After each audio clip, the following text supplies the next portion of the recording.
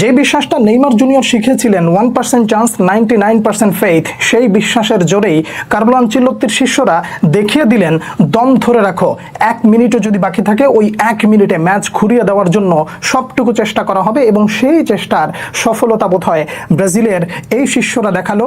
মার্টিনাল্লি দেখালেন এবং বুড়ো হাড়ের ভেলকি দেখালেন ক্যাসিমিরো। প্রত্যেকের দায়িত্বটা ঠিকঠাক মতন পালন করার পরেও একেবারে স্ট্র্যাটেজিক্যালি তারা মাঠে নেমেছিল ব্রাজিলের বলে, মানে ব্রাজিলকে বল ছেড়ে দাও, তাদেরকে খেলতে দাও, আমরা ডিফেন্ড করব।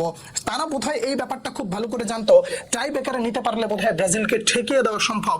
সেই ব্রাজিলকে টাই বেকারে নেওয়ার জন্য আপ্রাণ চেষ্টা তারা করেছে, কিন্তু ভিনিসিয়াস জুনিয়র, গ্যাব্রিয়েল মার্টিনাল্লি এবং অন্যান্য যারা রয়েছে তারা কি সেই সুযোগটা করে দিতে চাইবে? অবশ্যই না। জাপানের বিপক্ষে যে ব্রাজিলকে সবাই দেখতে চেয়েছিল, পিছিয়ে পড়ার পর ভক্তদের মন খারাপ ছিল। আপনি বোধহয় ততক্ষণে বিশ্বাস করেছিলেন কার্লো আনচেলত্তির উপরে যে এই বান্দা যতক্ষণ আছে ততক্ষণ পর্যন্ত বিশ্বাসটা রাখতে পারি। শেষ বাঁশিটা যেহেতু এখন অবধি দেয় নাই, তাহলে ব্রাজিল ঘুরে দাঁড়াতে পারে। কার্লো আনচেলত্তির সেই ইশারা কাজে লাগালেন ক্যাসিমিরো, বিশ্বাস তার উপরে যেটা রাখা হয়েছিল সেটার প্রতিদান দিলেন। এরপরে তিনি গোল করে ম্যাচে ফিরে আসলেন। দেখুন, প্রতিপক্ষকে এই জায়গায় একটা ক্রেডিট দিতে হবে, তারা ওয়েল অর্গানাইজড ফুটবল খেলেছে। জাপানের দৃষ্টিনন্দন ডিসিপ্লিন, আপনি এটা অস্বীকার করতে পারবেন না। ব্রাজিলের চেয়ে জাপান ডিসিপ্লিন অনেক ভালো ছিল, এটা আপনার স্বীকার করতে হবে। জাপান যদি ডিফেন্সিভ মেন্টালিটির থেকে বের হয়ে এসে যদি অ্যাটাকিং ফুটবল খেলতো, তাহলে বোধহয় খেলাটা অনেক সুন্দর হতে পারতো এবং আমরা বোধহয় খেলাটা দেখে আরো এনজয় করতে পারতাম। ভিনিসিয়াস জুনিয়রকে তিনজন একসাথে এসে তারপরে ম্যান মার্কিং করছে, তারপরে রায়ানকে দুজন মিলে একসাথে ম্যান মার্কিং করছে। শেষ মুহূর্তে আসলেন সেই এন্দ্রিক, আসার পরে তারও আস্থার প্রতিদান দিলেন এবং গ্যাব্রিয়েল মার্টিনাল্লি শেষ তুলির আঁচড়টা আঁকলেন এবং সেলেসাওদের স্বপ্নটাকে বাঁচিয়ে রাখলেন। নেইমার জুনিয়রকে যেই আপনার সবাই অপেক্ষা করছিল নেইমারকে দেখার জন্য, ডাগ আউটে দাঁড়িয়ে কিভাবে চেয়ার আপ করেছিল দেখেছেন?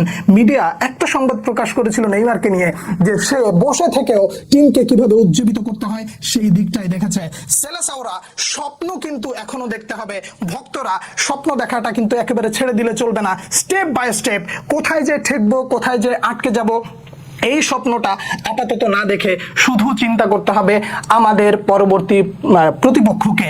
এইটা চিন্তা করে আপনি সামনের দিকে আগান এবং স্বপ্ন দেখতে থাকুন। শেষ মিনিট পর্যন্ত নিজের দলের উপরে আস্থা রাখুন।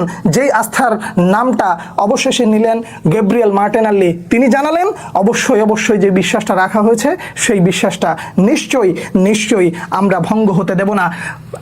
জাপানের যে খেলোয়াড়রা রয়েছেন কিংবা কোচরা বোধহয় পড়াশোনা করে এসেছিলেন রায়ানকে, পড়াশোনা করে এসেছিলেন ম্যাথুস কুনহাকে, পড়াশোনা করে এসেছিলেন ভিনিসিয়াস জুনিয়রকে, সবাইকে মার্ক করতে পারলো, কিন্তু দিন শেষে কাজের কাজটা সেই মার্টিনাল্লি করে দিলেন। কার্লো আনচেলত্তির হাতে এই ধরনের কিছু গোপন সূত্র থাকে, যে সূত্র দিয়ে তিনি জট খুলে ফেলেন এবং অন্যান্য সময় দেখেছি যখন তিনি রিয়াল মাদ্রিদে ছিলেন হোসেলুকে দিয়ে জট খুলে ফেলেছিলেন এবং এই জায়গায় যে জাপানিজ জট বেঁধেছিল সেই জটকে কার্লো আনচেলত্তি খুলে দিলেন। সেলেসাও ভক্ত হিসেবে আপনি অনেক খুশি হবেন, ডেফিনেটলি খুশি হওয়ার কথা। সেলেসাও ভক্ত হিসেবে আপনি অনেকটা আশাবাদী হবেন, আশা হওয়ার কথা। আপনি অনেকটা নিরাশ হয়ে পড়েছিলেন, সেই নিরাশার কালো মেঘ সরিয়ে দিয়ে আপনাকে সেলেসাওরা জানিয়ে দিল স্বপ্ন দেখা বন্ধ করবেন না। কেননা নেইমার শিখিয়েছেন 99% ফেইথ 1% চান্স। এই 1% চান্স যতক্ষণ আছে ততক্ষণ পর্যন্ত সেলেসাওদের স্বপ্ন বেঁচে আছে। খেলাটায় কোন জায়গায় সব থেকে বেশি আপনাকে ইমপ্রেসিভ লেগেছে, কার খেলা দেখে আপনি মুগ্ধ হয়েছেন, কোন জায়গাটায় সব থেকে বেশি আপনি উল্লাস করেছেন, সেই জায়গাগুলো জানার অপেক্ষায় রইলাম। পরবর্তী ভিডিওতে দেখা হচ্ছে আবারও, সে পর্যন্ত অনেক ভালো থাকবেন। আল্লাহ হাফেজ।